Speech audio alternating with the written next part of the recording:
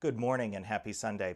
Some people can walk into a room and feel responsible for tension before they even know what the tension is. Somebody's voice sounds different, somebody gets quiet, or pauses a little longer than usual before answering, and before the other person even has time to understand what they're feeling, your body's already moving toward fixing it. You feel the shift, your body starts moving, and suddenly you feel responsible before there's even responsibility to carry. Here's today's question. Why do I assume I did something wrong even when nothing happened? Thank you for sending this question in because I think this question admits something people often keep hidden. I don't think most people asking this truly believe they caused something. I think they're carrying responsibility before they even know if there's responsibility to carry. Now, I don't know about you, but that sounds exhausting to me, because you start preparing to respond before anybody has handed you anything. And here's an interesting perspective from the outside of this. People often see somebody thoughtful, considerate, easy to be around, and nobody notices how much responsibility they quietly picked up before anyone asked them to. That's also why this can hide so well. It can look like politeness, kindness, even maturity, but inside the person living it, there can be a constant pressure to keep the room calm or steady before the room has even said what it needs. Reading people helped a lot of people survive. It helped people stay connected, avoid conflict, notice needs before they were spoken, and understand people who didn't say things directly. Those are meaningful skills, but for some people, paying attention became so automatic, they stopped noticing they were doing it. The room changed and their body immediately started looking for their role. If responsibility's been how you stay close to people, stepping back doesn't feel relaxing. It feels like leaving your post and usually uncomfortable.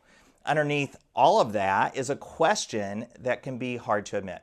If I'm not helping, adjusting, checking in, calming things down, or holding things together, then what's my role now? That's why hearing somebody say, "Stop apologizing," usually doesn't help. For a lot of people, the apology isn't confession. Sometimes the apology is reaching. It's checking to see if the relationship is okay, if the person needs something, if there's something they should be doing. Offering support matters. Showing up matters. Asking people what they need matters. The question is whether you're offering support or assigning yourself responsibility before anybody handed it to you. And this is what ridiculously real mental health looks like. It's helping people notice the moment caring stopped being support and started becoming obligation. That's where this pattern starts costing more than people realize. Over time, small things change in ways often people don't notice. You hold things back before you even know whether they need to be held back. You wait longer to bring things up. You ask for less. You rethink what you were going to say. You spend more energy reading reactions than asking directly. From the outside, people may describe something like this as thoughtful, mature, easy to be around. But inside, there can be exhaustion from carrying experiences that were never fully theirs. And I want to say this very carefully. Some people became easy to love by becoming easy to ignore. That doesn't mean that they weren't loved. It means they learned to protect connection by becoming easier to carry. They learned not to ask for too much, not to become anything somebody had to hold, and not to bring more into a room that already felt heavy. And for a while, that worked. But over enough years, a person can slowly lose track of where caring ends and disappearing begins. I also think we rush people sometimes. Somebody gets quiet and we move in fast because we care and because uncertainty can feel uncomfortable. We start offering solutions, asking questions, apologizing, reassuring, trying to make the feeling go away. But people often need enough room to experience what they're feeling before they know what they need.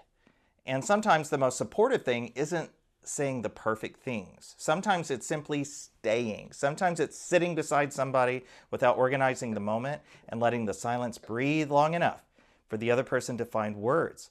Because if we move too quickly into fixing, we can accidentally interrupt something important. People often understand what they need after they've had enough room to feel what's happening. That doesn't mean you do nothing. It means every uncomfortable moment might not need immediate attention. And if this feels familiar, the first thing you notice, this has probably become automatic. Your body may be reaching for a job before your mind catches up. The next time the room changes, don't ask what your job is right away. Ask yourself, did somebody ask me for something? Do I know something, or am I filling in all the blanks? What happens if I wait 5 minutes before I respond? That last question matters because waiting lets information catch up with emotion. And it's not about necessarily setting a timer for 5 minutes or however many minutes you want.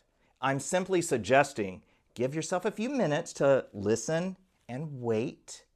Then notice what happens. Did the room settle?